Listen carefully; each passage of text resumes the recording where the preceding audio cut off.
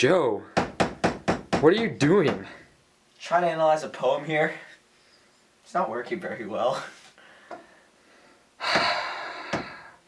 Joe, that's not how you do it.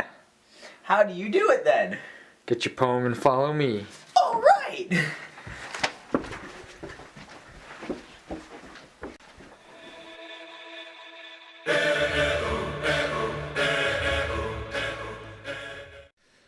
The first poem we picked to analyze by Robert Frost was The Road Not Taken. We decided to analyze the symbolism, tone and mood, connotation and denotation, and the author background. The theme we decided on was humans are fickle beings and many of us come to regret choices we make in our lives.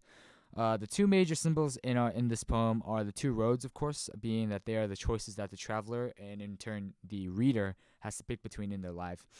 Lines 6 through 10 help back up to support the argument of we regret things in our lives, and lines 6 through 10 show that we can be impulsive and we can act on that impulse and come to regret it. The regret is backed up on lines 14 and 15, saying when he says, "Yet knowing how way leads on to way, I doubted if I should ever come back." That way on way means the other choices we make in our lives and how we can't come back to it after we've made those, and we come to regret the choices that we made.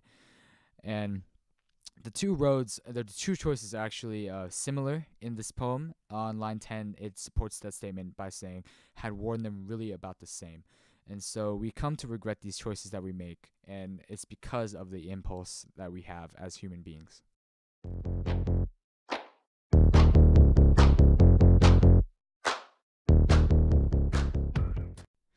The tone and mood in this poem actually helps support the argument that humans are fickle because they actually change in this poem, kind of symbolizing that. And the mood in the poem up until line 10 actually starts off as kind of lazy but yet at a cheerful mood, describing the road that he took as just kind of the grassy and wanted wear, and that grassy kind of makes us think of nature, which is also happy. But after that, the mood starts to shift into a more sad tune, a more solemn, a solemn mood, because he starts to regret the choice that he made. And the tone of the poem, the author starts out as being he's optimistic, being that he wants to think that the road he took is the good road and that things will work out in the end. But as it goes on, he shifts into an ironic tone as he knows that the road that he took, he won't be able to come back to the other road that he missed. And then eventually he ends up in a more serious, formal, and solemn tone where he starts to regret his choice, and he starts to feel bad about it and think and tell himself that the road that he took was the one that is less traveled by to try to make himself feel better.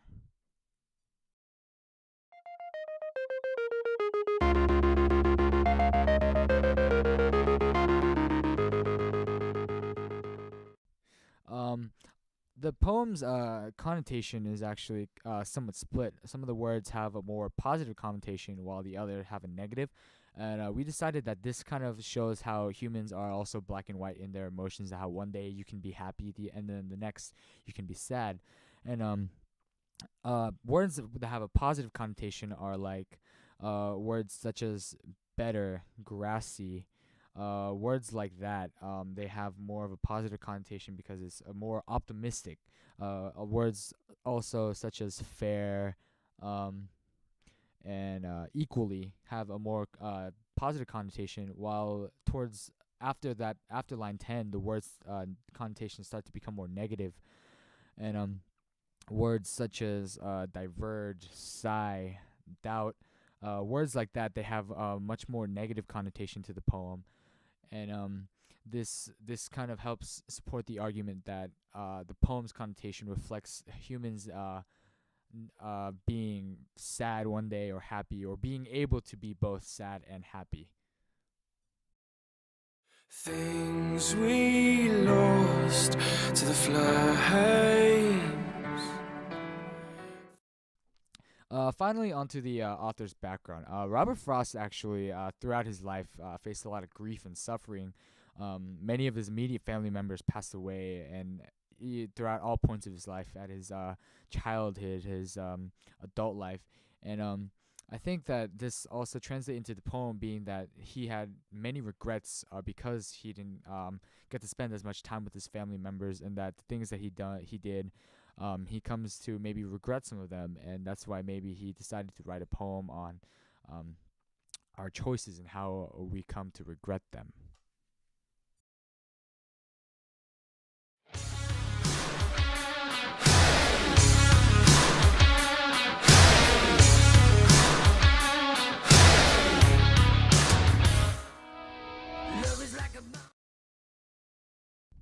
The second poem that we did by Robert Frost was A Cliff Dwelling. And this poem's theme that we brought about was, although the accomplishments of a man can be quite notable, it is possible that they can be forgotten as time passes.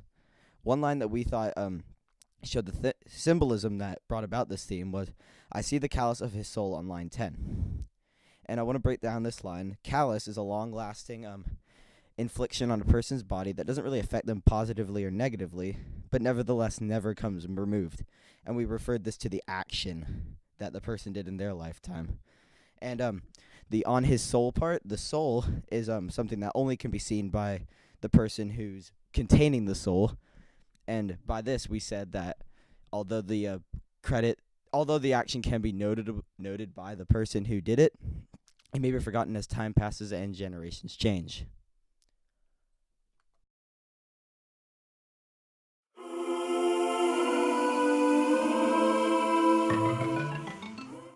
The next aspect of Robert Frost's Cliff Dwelling poem that we wanted to analyze was tone and mood. And first of all, I want to go to the mood setting of this, and I refer you to line 12. It says, of his race starvation slim. And we thought that this line made the whole entire poem kind of a sad and dark idea, because it shows the slow deterioration of a generation of people from further back in the context of where we are now. And it almost shows the slow deterioration and death of this human race. And in the context of the theme, it shows the death of an idea that is forgotten as time passes. And in the literal sense, it shows the death of a human as time passes. Words that set the tone for this mood, i.e. what the author wants the writer to think he's thinking about, is a spot of black or shadow to rest his besetting fears. Because all these words kind of switch the beginning part of their sandy seems the golden sky and golden seems the sandy plain. It almost seems idyllic and happy at first, but after these words are come into play, it kind of darkens the whole setting of it, and it makes you think that the author doesn't really he doesn't really like how this is happening, but nevertheless it does.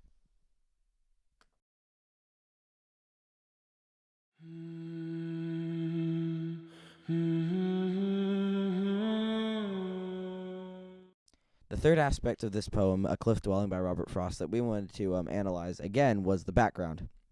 And although we stated a little bit of his background before in the Road Not Taken, we wanted to bring up another key point that we think it influenced this poem greatly. The point that we wanted to bring up was that Frost's grandfather sailed the Atlantic in the 1600s during the early years of inhabitation of the Americas, and we thought this was a notable accomplishment by him, but it was lost in the future generations because it wasn't really a highly recorded event. And we thought this may have been Frost's inspiration for the poem, because, as I said before, the theme, although accomplishments of a man can be notable to him, it may be forgotten as time passes.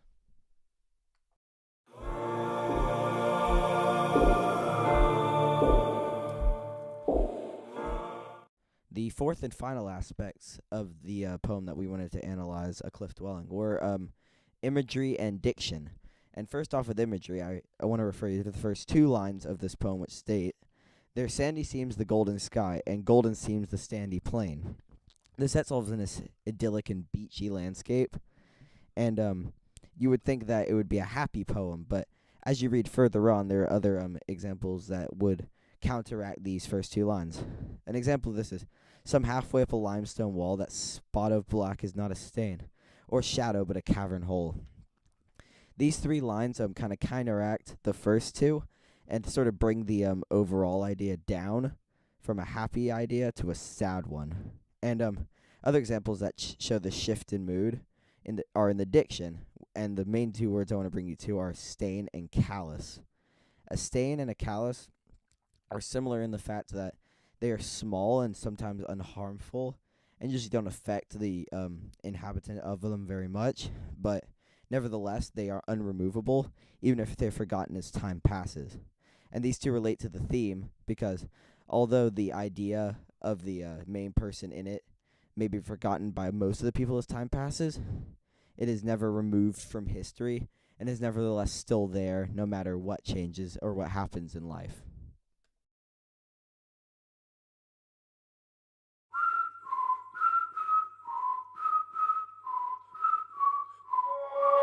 Obsession, it takes control. Obsession, it eats me whole.